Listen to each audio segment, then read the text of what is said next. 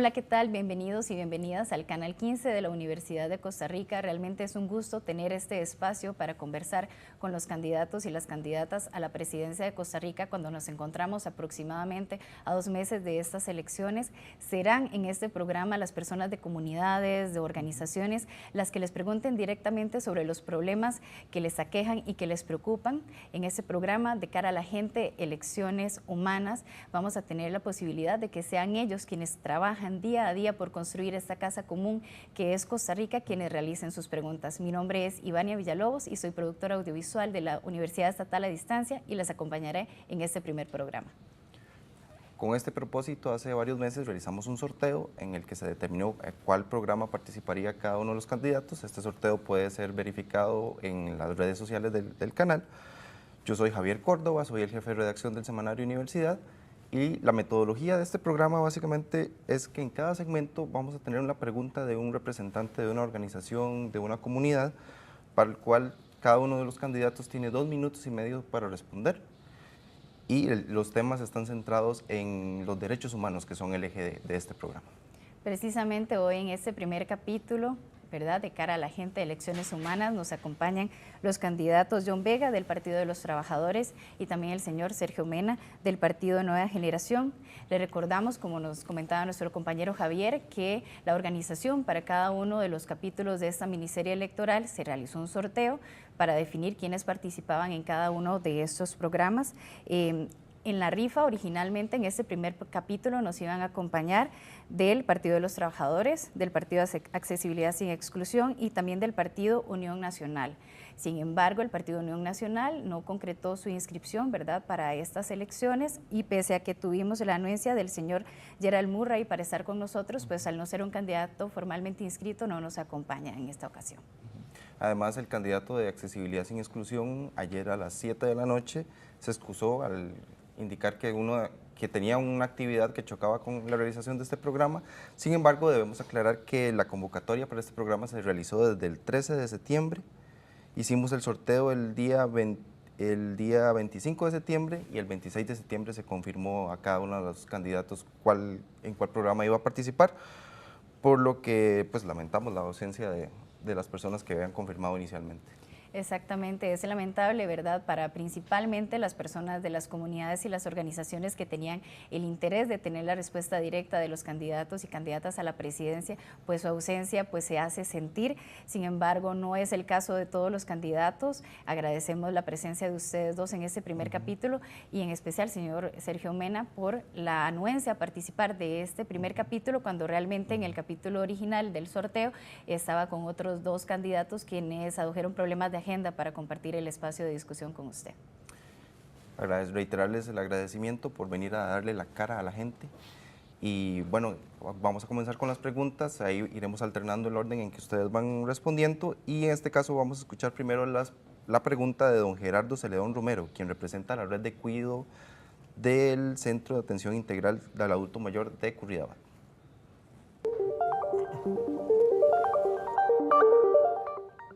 Yo quisiera que se me evacuara la pregunta: ¿qué piensan los políticos para las próximas elecciones? ¿Cómo dotar de contenido económico a una magnífica institución como es CONAPAN y como es su programa estrella, la Red de Cuidado de Atención Integral al Adulto Mayor? Es necesarísimo. Esta institución y este programa han venido a ser una solución integral a los grandes problemas sociales, las limitaciones económicas, los problemas de salud que enfrentan adultos mayores de nuestro país.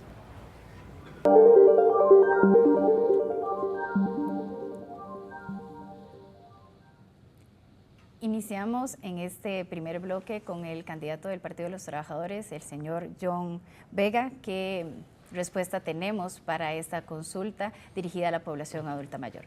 Bueno, muy buenas a los que nos siguen en el programa, ¿verdad?, y a ustedes por la invitación.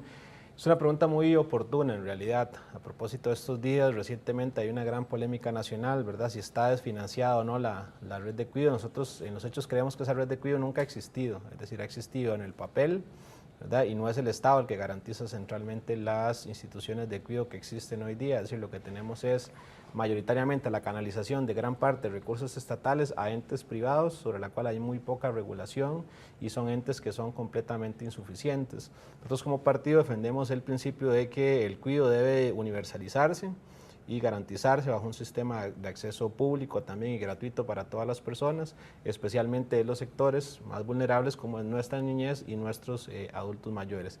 Y esto creemos que es necesario no solo por el derecho a estas personas a tener una atención de calidad, ¿verdad?, sino muy especialmente porque hay una feminización de las tareas de cuidado en nuestra sociedad.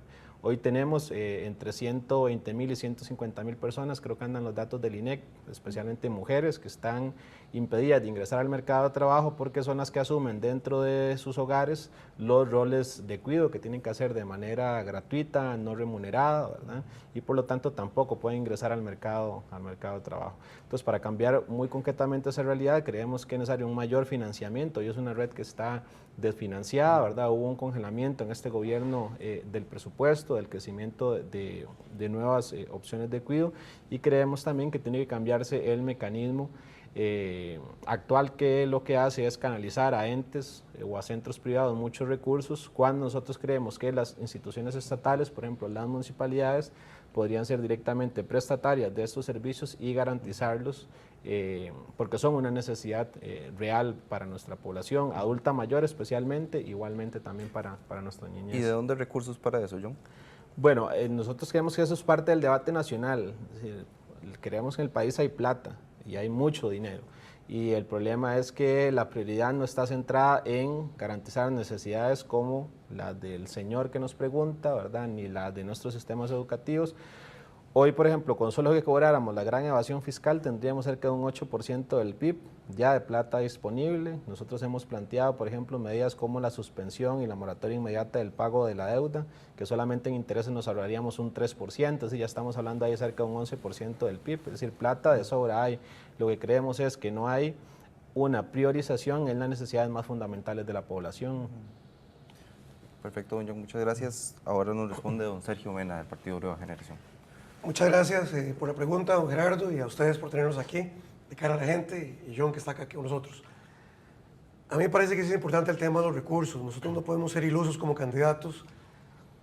Don Gerardo y todos los adultos mayores, el país está atravesando una crisis fiscal que no podemos esconder. Yo creo que es muy bonito hablar de que hay plata en el país, pero hay que ser realista. El Estado costarricense en estos momentos atraviesa un momento crítico y tenemos que buscar de manera innovadora los recursos para los programas sociales. Nosotros en el Partido de Nueva Generación estamos trabajando fuertemente en un programa de cuidadoras y cuidadores nacionales. Es capacitar gente a través del INA, capacitar gente en todos los cantones de Costa Rica. Hay mucha gente mayor de 40 y 50 años que no encuentra empleo en Costa Rica hoy y que podrían ser capacitados para que sean cuidadoras y cuidadores a cargo del Estado en un convenio público-privado. No podemos satanizar el sector privado de Costa Rica en los temas sociales. Hay muchas empresas responsables en el país con responsabilidad social y la evasión fiscal no es de todas las empresas de Costa Rica, son algunas que sí evaden, por supuesto.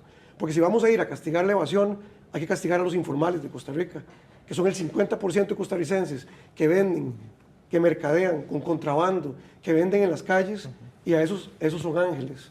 Y los empresarios que dan 1.000 empleos son malvados.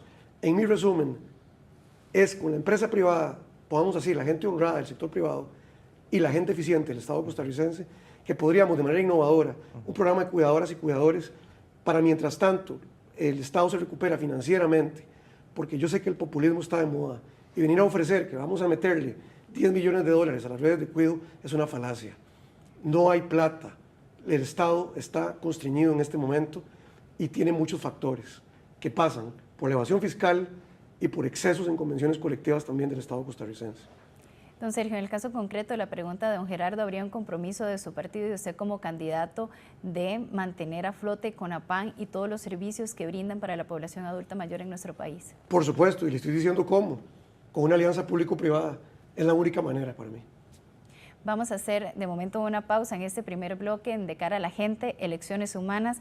Hoy nos dieron la cara Sergio Mena, John Vega. Seguimos acá en el canal de la UCR conociendo las propuestas y las respuestas que tienen los candidatos a las preguntas urgentes de las organizaciones y las comunidades en nuestro país.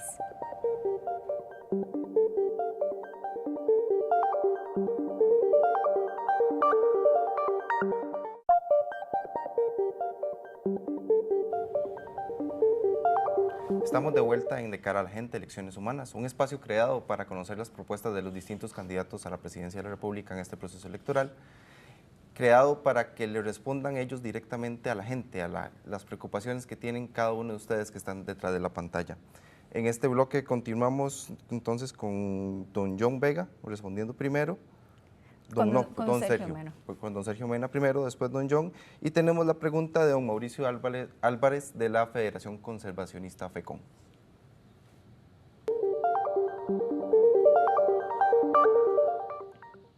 En los últimos años el Estado de la Nación ha identificado el tema de la conflictividad social, la conflictividad ambiental como una de las principales acciones colectivas que más crece. Cada año son más los conflictos que se presentan por el manejo de los recursos naturales en las comunidades. Nos encontramos con conflictos en los ríos, conflictos con la distribución del agua, por la gestión de la biodiversidad, por los parques nacionales, que a la misma vez generan criminalización de activistas y de comunidades, se estigmatiza, se judicializa.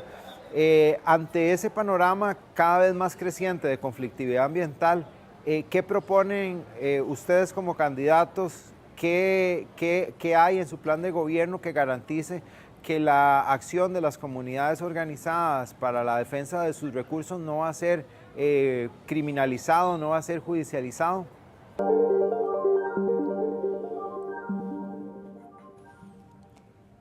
Iniciamos con la respuesta del señor Sergio Mena a la consulta de Mauricio Álvarez de FECON.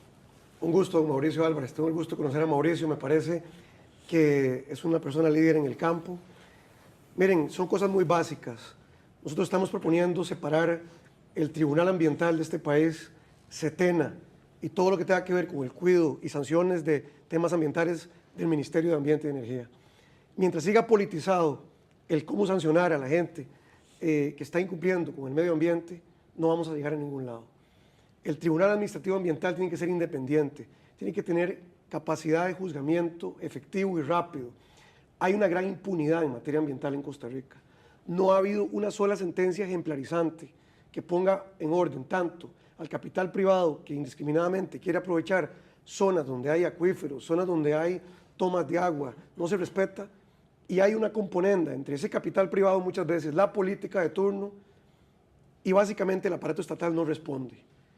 Y efectivamente, cuando hay activismo, y el activismo es bloquear calles, el activismo es lanzar piedras, o el activismo es únicamente insultar, se criminaliza socialmente en redes sociales, y esa es la trama. La trama es que la gente venga a reclamar y que el Estado no responda.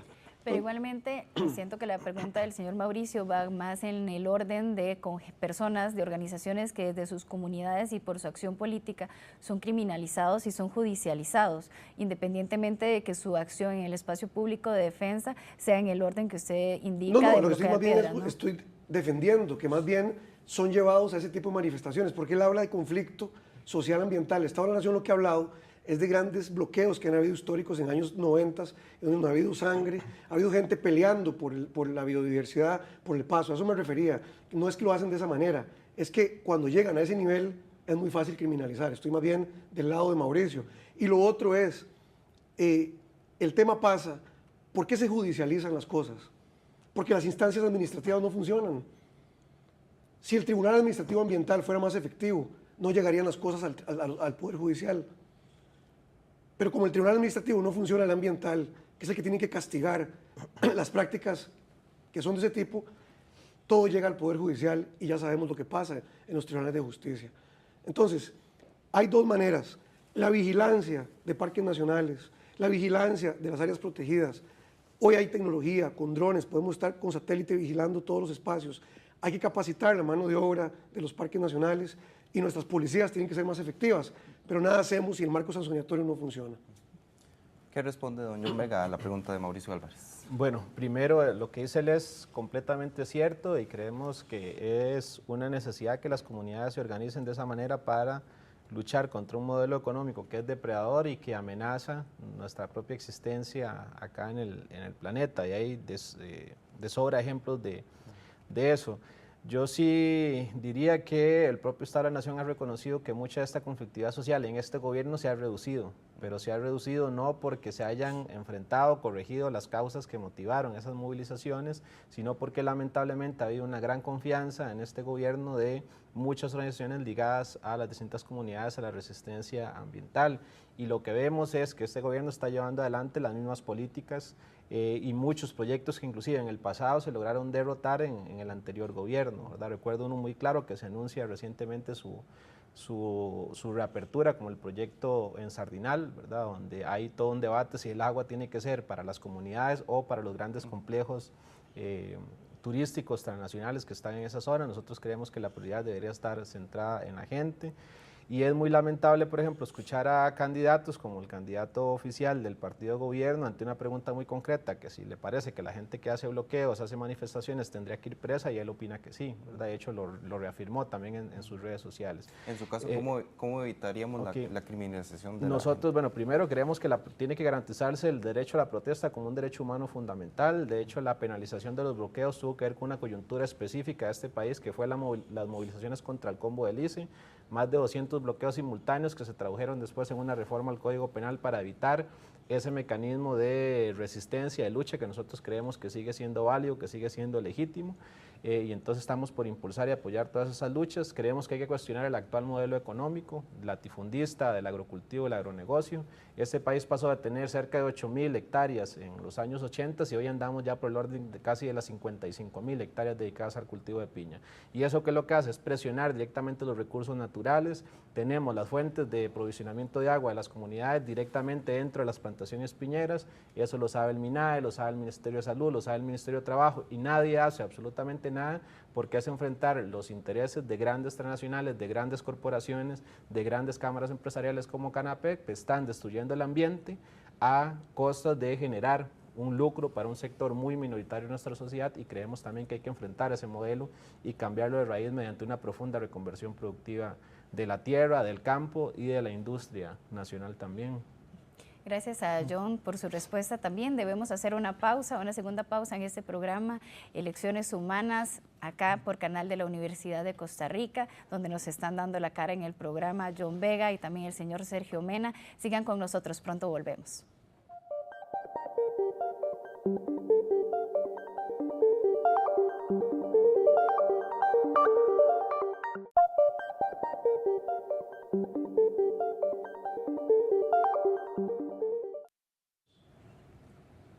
Estamos de regreso en De cara a la gente, Elecciones Humanas, esta miniserie electoral que realiza el Canal 15 de la Universidad de Costa Rica, un espacio para que sean las personas de las organizaciones y de las comunidades quienes le consulten directamente a los candidatos a la presidencia sobre sus preocupaciones y los temas urgentes que viven día a día en sus comunidades. En este bloque inicia respondiendo don John Vega y seguidamente don Sergio Mena, y vamos a escuchar la consulta de la gente. Vamos a escuchar qué dice Talía Jiménez, quien representa a la comunidad Nove Bugle.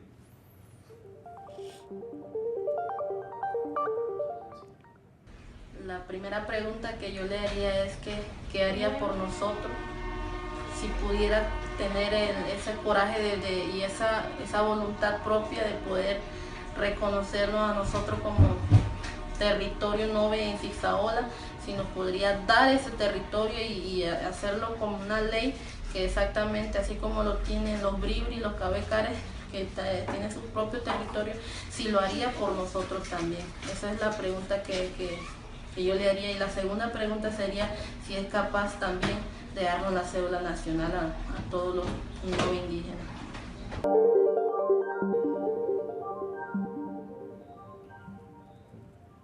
Don John Vega, del Partido de los Trabajadores, responde a Talía Jiménez su consulta. Bueno, esta pregunta que es muy oportuna ya nos la habían hecho. Nosotros opinamos primero que hay una deuda histórica con los pueblos transfronterizos, ¿no? En el caso de la comunidad Nove Bugle, y hay que reconocer el derecho a la identidad nacional, y eso implica una serie de vulneralización de derechos que se dan en muchas de estas zonas.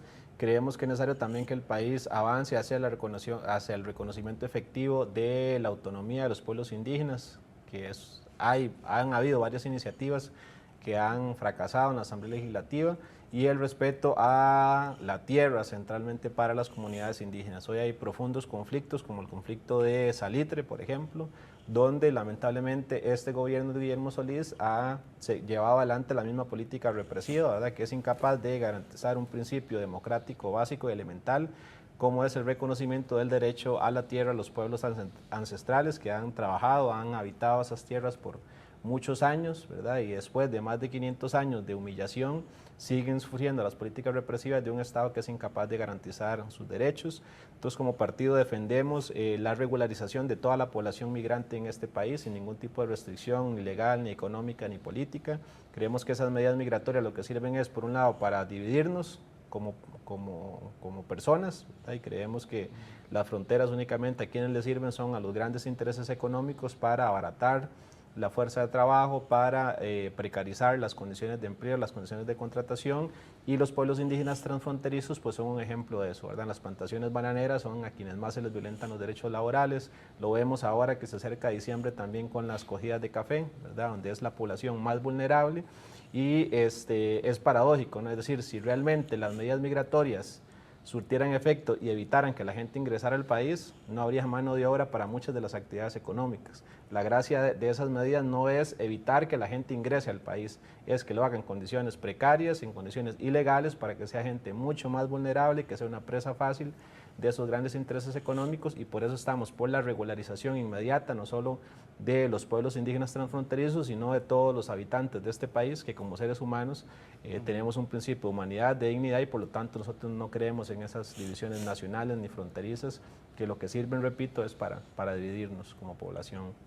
Sí, ahora damos paso a la respuesta del señor Sergio Mena del Partido Nueva Generación en relación a la consulta que hacía la compañera, una consulta urgente desde la población Nove Buglé. Sí, sin duda alguna. Yo creo que el tema, comparto con John, que hay una deuda histórica con la comunidad indígena. Nosotros llevamos una candidata a diputada, la única mujer candidata indígena es doña Doris Ortiz, de Salitre, de Buenos Aires, y la llevamos ahí porque reconocemos el liderazgo que ella tiene. Yo creo que una cosa que hemos cometido, el error que hemos cometido histórico, es en aquella sedulación masiva que se hizo en los 90s, en el gobierno de Calderón Fournier. Yo siempre sentí que era para que fueran a votar por el partido político. Yo vi que fue una sedulación masiva y nunca se llevó progreso social, nunca se llevó educación, nunca se llevó transporte público, nunca se les ayudó con la parte de salud. Y me parece que se precarizó durante estas 2 décadas la milla fronteriza. El problema de las fronteras no es tanto que haya un problema de a quién le damos la nacionalidad, es que ni siquiera hay que comer, no hay que hacer, la inseguridad es grandísima. Nosotros creemos que aparte fuimos los primeros en 2014 de hablar de regularización inmediata, pero bajo un orden, por supuesto. No puede ser que nos pongamos tampoco a que vengan gente de todos los países del mundo aquí a destruir el comercio nacional, por ejemplo. No sé si John también le daría residencia a los grandes empresarios que vienen del Medio Oriente a destruir a los nacionales. Yo creo que no es el tema. Aquí no se puede, no, aquí hay muchos que están así en condición irregular, pero quienes son precarizados son los empleados de las piñeras, son los empleados de la agricultura masiva, son los empleados de la ganadería, que son mucha mano de obra nicaragüense y de otra. La comunidad indígena, yo termino diciendo lo siguiente: nosotros vamos a entrar ahí y vamos a expulsar a las ONGs que están trabajando aquí, algunas que se están aprovechando de mucho dinero, que eso nadie lo dice, que son cantidades millonarias de dinero que entran a ONGs, y los gobiernos delegan en la ONG el trato con las comunidades indígenas. Eso tiene que ser directo entre gobierno y comunidad indígena. Y nosotros, por supuesto, que estamos en favor de cedular a toda la comunidad indígena de Costa Rica, la que esté en el territorio nacional. Es un derecho humano tener un derecho a una certeza jurídica legal. Quien no tiene una cédula de identidad no tiene ningún valor jurídico, y quien no tiene un reconocimiento de un Estado no puede gestionar ninguna ayuda, no puede tener nada, es estar en un limbo. Entonces me parece que hay que llevar desarrollo a la milla fronteriza y dejar de estar, porque lo que yo tengo de información es que se le dice a la gente: usted es bribri, pero está en el territorio Cabecar, véngase para acá, usted véngase para allá. Y he escuchado a muchos indígenas decir: Sergio, somos una gran familia indígena nosotros, no nos dividan más. Sin duda es un tema en el que los derechos humanos de muchas personas están siendo violentados y hace falta mucha reflexión y sobre todo mucha acción, ¿verdad?, para ayudar a este pueblo Nove Buglé. Y bueno, esto es De Cara a la Gente, un espacio en el que justamente buscamos conocer las propuestas de los candidatos a la presidencia en temas de derechos humanos, en temas que le preocupan a la gente. Hacemos una pausa y ya volvemos.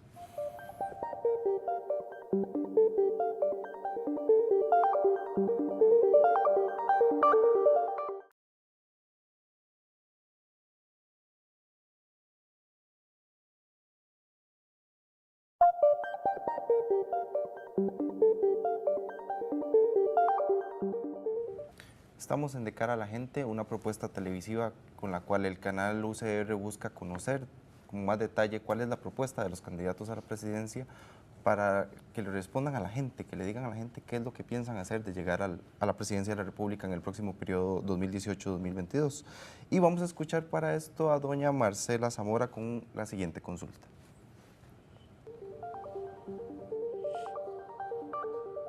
Soy Marcela Zamora Cruz, presidente de la Junta de Salud de Montes de Oca. En las últimas décadas, la Caja ha optado por la tercerización de sus servicios de salud, otorgando y trasladando la atención de los servicios a asociaciones, cooperativas o sociedades sin fines de lucro, sin que esto garantice un mejor servicio ni que sea más barato. Actuando de esta manera, contrario a la normativa vigente que dice que toda contratación a servicios debe ser temporal, excepcional y previo a una declaratoria de inviabilidad de parte de la Caja. La pregunta que yo tengo para ustedes es, ¿ustedes piensan que debe continuar privatizándose los servicios o que la Caja debe asumir completamente los servicios de salud del primer nivel de salud y otros servicios que también da la Caja?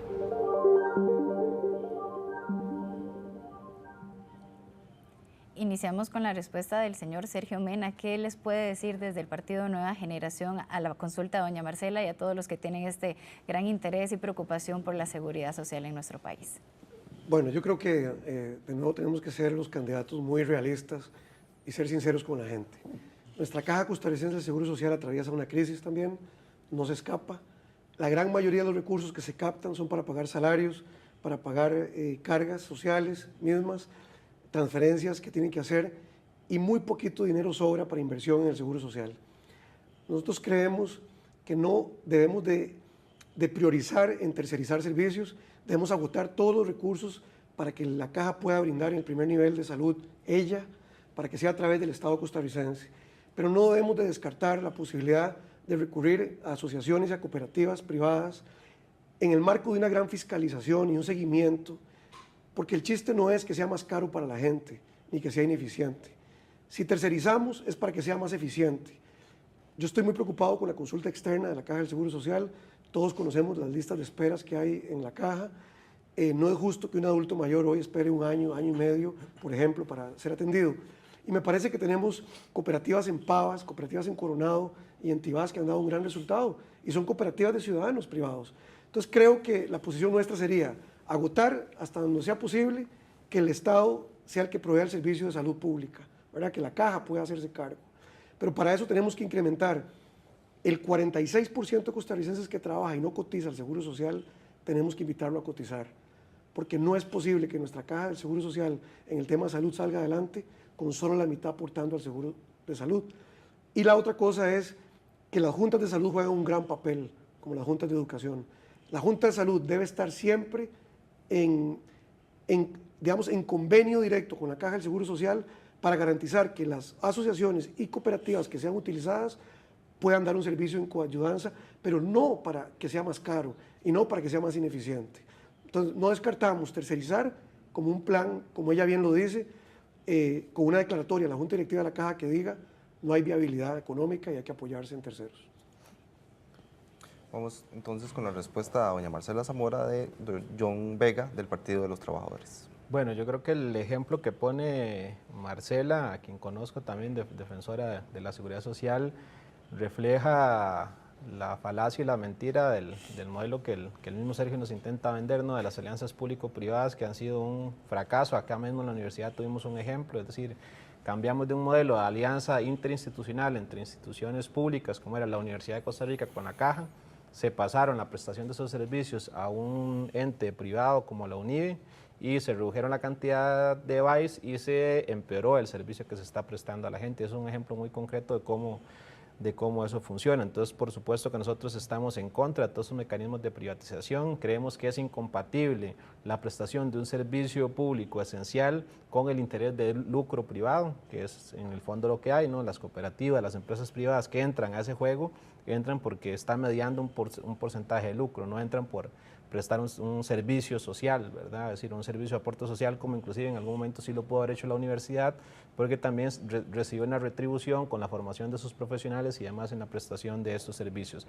Creemos, a diferencia de Sergio, que el problema de la caja hoy no son los salarios que se pagan, y cuando decimos que hay que atacar los salarios, digámosle a la gente las cosas como son, es empeorar las condiciones de trabajo a la gente que todos los días nos recibe, nos atiende y que hace un esfuerzo sobrehumano en servicios que están saturados, sin condiciones, muchas veces para atendernos. ¿Dónde está el problema de las finanzas? Bueno, el problema está en que según el propio Ministerio de Trabajo, cerca de 4 de cada 10 trabajadores, no que están informados, hay gente que está trabajando, que tiene hoy su patrono, que está contratada y no les está cotizando para el régimen de seguridad social. Sí, son patronos que están agarrando esa plata y se la están robando porque no se la están trasladando a la seguridad social. La caja, las sumas de cifras incobrables anda la suma arriba de los 100.000 millones de colones. Solo el Hospital de Heredia, por ejemplo, creo que la construcción anduvo por ahí los 44.000 millones de colones. Es decir, si ya cobráramos hoy de entrada lo que habría que cobrar, tendríamos plata para tener 2 o 3 hospitales como el Hospital de Heredia, con su personal, con toda la infraestructura que requirió ese hospital. ¿Y por qué no se hace? Bueno, porque es ir a enfrentar a los mismos políticos evasores que financian campañas, que ocultan sus finanzas y que se enriquecen a costillas de nosotros, los trabajadores, y eso nadie lo dice. Entonces creemos que es irresponsable culpabilizar a los trabajadores de la Caja del Seguro Social, que hacen un gran esfuerzo, ¿verdad?, en condiciones muy difíciles para prestar ese servicio. Debemos hacer una pausa. Nosotros seguimos dentro de unos pocos minutos acá con De Cara a la Gente de Elecciones Humanas, un espacio que la Universidad de Costa Rica, el canal precisamente abre para que todos ustedes puedan tomar la elección más informada para la próxima presidencia de la República de este país 2018-2022. Ya continuamos.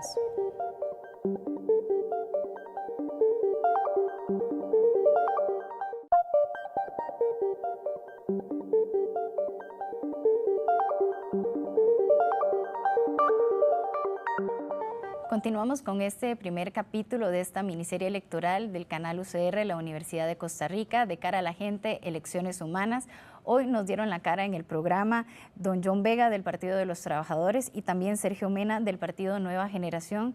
Ellos están respondiendo en este primer programa las consultas y las preguntas que tienen la gente de comunidades y de organizaciones sobre cómo van a enfrentar pues, temas que son urgentes para ellos y ellas a diario de llegar a la presidencia de Costa Rica. Vamos a pasar a ver la siguiente consulta, que es de don José Valdelomar Rojas. Él es especialista en inmunohematología y trabaja en la Caja Costarricense de Seguro Social y además me aportan el dato que trabaja como secretario de Asuntos Regionales de Ciprosimeca. Entonces escuchemos la consulta concreta que tiene don José para ustedes.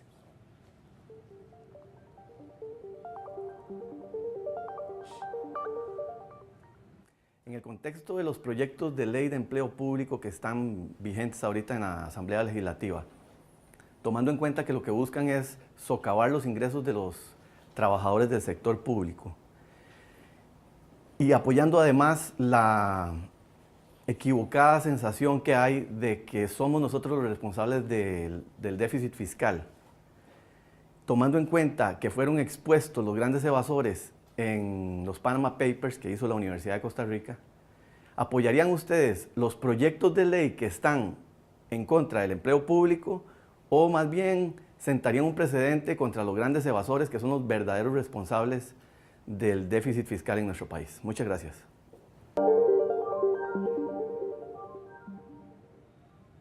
Don John Vega del Partido de los Trabajadores le responde la consulta a don José Valdelomar. Bueno, ya en la pregunta anterior me adelantaba un poco a la pregunta y a la respuesta más bien que debería darle a don José. Nosotros obviamente nos oponemos, creemos que es falso, ¿verdad? Es una premisa falsa que no se sostiene en la realidad, en los datos duros de la realidad concreta de este país, la responsabilización de los trabajadores sobre la crisis fiscal. Ahorita hace un rato hablábamos de la evasión fiscal y es bueno que se diga, es decir, de ese 8%, un 6% tiene que ver con renta, es decir, tiene que ver con ganancias que está generando el sector empresarial de este país, que agarra cuentas como lo hizo una gran empresa de bebidas, ¿verdad? Y se lleva esa plata a paraísos fiscales, por ejemplo, o que va, reporta ganancia cero y no ocurre nada. ¿Qué creemos nosotros que hay que hacer con los que van a la caja y con los que van al fisco? Primero, tienen que haber penas ejemplarizantes, ahí sí, porque hay gente que está jugando con los destinos, con los derechos de las personas, que tienen que haber medidas confiscatorias. Un gran contribuyente que va del fisco o que va del pago a la seguridad social, por ejemplo, deberán de confiscarse esos bienes y esa infraestructura ponerse al servicio del Estado para abaratar el costo de alquileres y toda la insuficiencia de infraestructura que hay en los colegios, hospitales, y ahí está, es decir, se puede disponer de ella y no se hace nuevamente porque no se quiere afectar los intereses empresariales. Hay que decirlo, todo el que dice en este país que hay que atacar a los empleados públicos debería decir lo que queremos es atacar el servicio público que se brinda, porque ¿quién es el que da el servicio público? ¿Quién es el que educa a nuestros niños en las escuelas? Como hacemos, son los maestros. Es decir, ¿quién es el que nos atiende? Es el enfermero, el asistente de pacientes, el doctor que está ahí. Es decir, es el eje central. A propósito de las elecciones humanas, son personas que están ahí y si les precarizamos condiciones de trabajo, vamos a tener peores condiciones.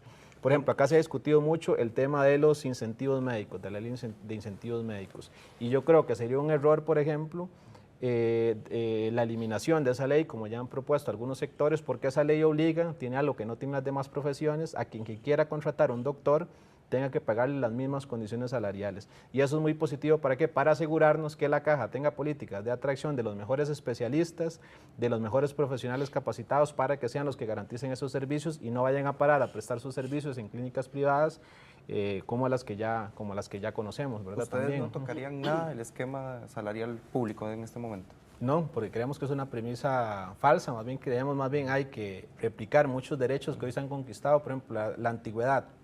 Hablemos de un caso concreto, la anualidad. Si usted lo ponen a escoger en que se lo opere un médico que recién se acaba de graduar de especialista, o lo ponen a escoger porque lo opere un médico que ha hecho 50 operaciones a corazón abierto, ¿quién prefiere que lo opere? Yo preferiría que a mí o a mi hijo o a mi familia lo opere el que tiene ya 50 operaciones, y es válido que se reconozca la permanencia, la antigüedad de esas personas porque hay una experticia que se acumula. Yo ponía el ejemplo otro día, aprovechando que están los compañeros acá del canal, ¿verdad? Que tienen una gran experticia, un gran recorrido, y eso ayuda y mejora la prestación de esos servicios. Entonces se habla, bueno, evaluemos el desempeño, pero sí, yo la experiencia que tengo es en la clínica Moreno Cañas, donde se me atiende, ¿verdad? Que es una clínica que está sobresaturada, donde el médico que me atiende, él me dice, desearía quedarme hablando un poco más con usted, pero a mí me exigen que en una hora tengo que atender un mínimo de 4 pacientes. Y entonces con esos criterios, con esos parámetros, vamos a evaluar el desempeño de ese doctor que no tiene condiciones para prestar ese servicio, ¿verdad? Entonces yo creo que eso es injusto y es una premisa falsa que no se sostiene en la realidad. Ahora escucharemos a don Sergio Mena del Partido Nueva Generación. ¿Qué respuesta le podemos dar a don José Valdelomar? Bueno, José Valdelomar tiene razón por estar preocupado, él debe tener un buen salario en el sector público. Me parece que es justo que los funcionarios públicos sean bien pagados, que tengan condiciones dignas para trabajar, facilidades, pero me parece que, siendo realistas, lo que el Estado está hoy es ahogado en recursos de pagos de salarios también, no es estar en contra del salario, es decir, cómo se configura ese salario. 82% de los salarios públicos ganan un sobresueldo por incentivos y no es su salario base. A mí me parece que sí hay que entrar, así como hay que perseguir la evasión fiscal del sector privado y meter a la cárcel a quienes se van impuestos del sector privado, no podemos por otro lado tener a la libre un plan de incentivos del sector público cuando mismos sindicatos de este país han reconocido que podrían existir excesos en algunas convenciones colectivas. Este gobierno de Guillermo Solís negoció a la baja varias convenciones colectivas. No puede ser posible que nosotros sacrifiquemos el tema de poder entrar en un nuevo empleo público, pero no es atacando los derechos adquiridos. Nuestro partido considera que el señor Valdelomar y todos los funcionarios públicos no se les pueden tocar sus derechos adquiridos, pero podríamos entrar con una nueva generación de empleado público a partir de los nuevos contratados para que entren en un sistema un poco más equitativo. Hoy tenemos mismos puestos en diferentes instituciones con diferencias de 300.000 colones al salario base. Tenemos un grupo que nadie habla de pensionados de lujo, que son 600 personas que desangran el 10% del presupuesto nacional de este país. Y entendemos que queremos que todo el mundo gane millones y millones en el sector público, que todos ganemos millones y millones en el sector privado también. Porque no se trata nada más de qué es lo que se ha conseguido y cómo lo hemos configurado. Hoy en día, cada aumento que se le hace a cualquier funcionario del país, le aumenta el salario a los médicos, con un famoso enganche. Hoy se pagan localizaciones, por ejemplo en Quepos, se paga un incentivo por inseguridad que se creó en el año 86. Entonces seguimos precarizando para los chiles y Guatuso porque hay que triplicar el salario de la gente que va ahí. A mí me parece que sí es justo que hagamos un replanteo de los incentivos del sector público sin ir en detrimento de la calidad de vida y el salario de los funcionarios, respetando derechos adquiridos y creando una nueva generación de contratación pública siempre en resguardo de derechos laborales. Sí, sin lugar a dudas, el tema de la evasión fiscal no solamente será uno de los temas cruciales de la próxima administración, sino que, bueno, ha sido un tema crucial desde hace ya muchos años. Nosotros requerimos hacer una pausa. Vamos a continuar luego de unos minutos acá con De Cara a la Gente de Elecciones Humanas con los candidatos que hoy nos dieron la cara, John Vega, Sergio Mena, y gracias a ustedes por seguirnos acá en Canal 15. Pronto volvemos.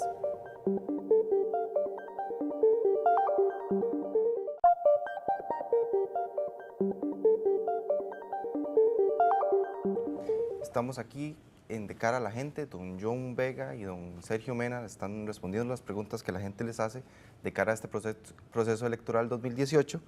Y vamos a entrar a la última pregunta del programa, que tiene que ver con un tema fundamental para el país, como es la agricultura, porque tiene que ver con lo que nos comemos y con la seguridad alimentaria. Esta pregunta nos la hace don Eduardo Alcides Garita desde Cartago.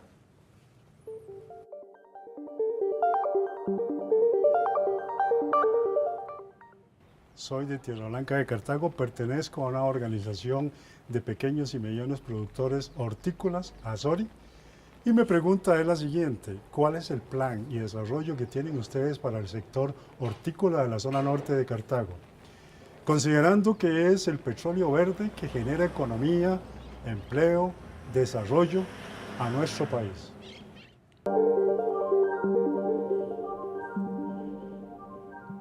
Como ha sido la dinámica de este programa, estamos alternando las respuestas de cada uno de los candidatos que nos acompañan en el programa. Le corresponde al señor Sergio Mena del Partido Nueva Generación, pues ¿qué respondemos sobre ese tema tan importante? Bueno, el señor Alcides representa no solo a la hortícola de Cartago, representa un gran país lleno de agricultores pequeños, medianos, ganaderos, productores que están abandonados en Costa Rica. En primer lugar, vamos a hacer los esfuerzos necesarios para que el sistema Banca para el Desarrollo salga de la supervisión de la SUGEF. Ese fue el peor error que se pudo hacer en este país. Esa Banca para el Desarrollo está hoy sirviéndole a empresas medianas y grandes del país. Y la gente, pequeño agricultor, no llega a los recursos de Banca para el Desarrollo por la tramitología y por el montón de cosas que se ponen a verificarle a un pequeño productor. Entonces, primero, ellos ocupan financiamiento y blando. El sector productivo agrícola pequeño ocupa un acompañamiento de innovación y tecnología.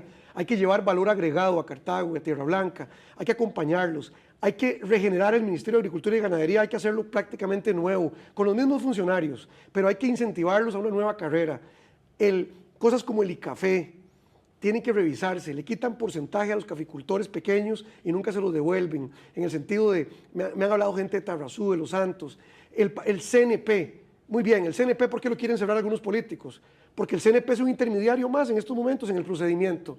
Las escuelas y colegios de Cartago tienen que esperar que el CNP les mande los productos que le compran a los agricultores pequeños y muchas veces les pagan precios de hambre el mismo CNP también. Entonces, si queremos al CNP, tenemos que reeditarlo también. Y a los pequeños agricultores, financiamiento blando, acompañamiento, innovación y tecnología y encadenamiento productivo. Tenemos que encadenar la mediana y pequeña empresa costarricense y tenemos que luchar por la soberanía alimentaria de nuestro país. Agotar al máximo todas las hectáreas que el país pueda producir son aseguramiento de la paz social de nuestra nación. El comercio internacional justo es lo que el país necesita. Y yo estoy muy preocupado por lo que hacen las grandes cadenas comerciales de este país. Hablo de las cadenas de supermercados con nuestros pequeños agricultores. Me parece que hay que entrarle durísimo al tema de intermediarios comerciales y apoyarlos con financiamiento blando, innovación y tecnología y un acompañamiento estatal fuerte. Perfecto. ¿Qué propuesta, don John Vega, tiene el Partido de los Trabajadores para la gente de Cartago?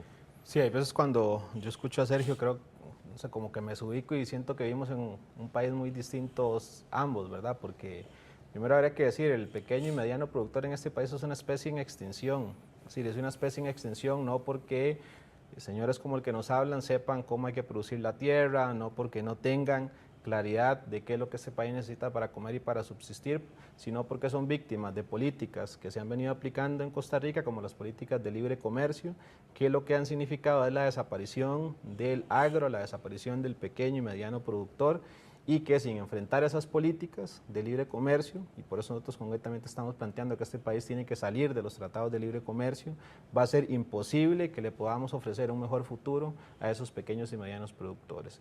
Otro segundo gran problema tiene que ver con el modelo productivo. Yo lo decía, hoy el 63%, si no me equivoco, de las tierras productivas en este país están dedicadas a producir agricultura de exportación, piña, banano, palma aceitera, y eso tiene que cambiar, mientras tenemos un abandono total de la producción que garantizaría la soberanía alimentaria. La producción de granos básicos, por ejemplo, gran parte de lo que hoy se consume se tiene que importar, paradójicamente teniendo agricultores, teniendo gente que mediante mecanismos de cooperativización del campo, de reforma agraria, podría garantizar el sustento para nuestras familias, que hoy no está garantizado. Entonces creo que no se vale tampoco venderle falsas ilusiones a la gente. Si no enfrentamos los tratados de libre comercio y si no enfrentamos el agronegocio, el latifundismo, el monocultivo, va a ser muy difícil.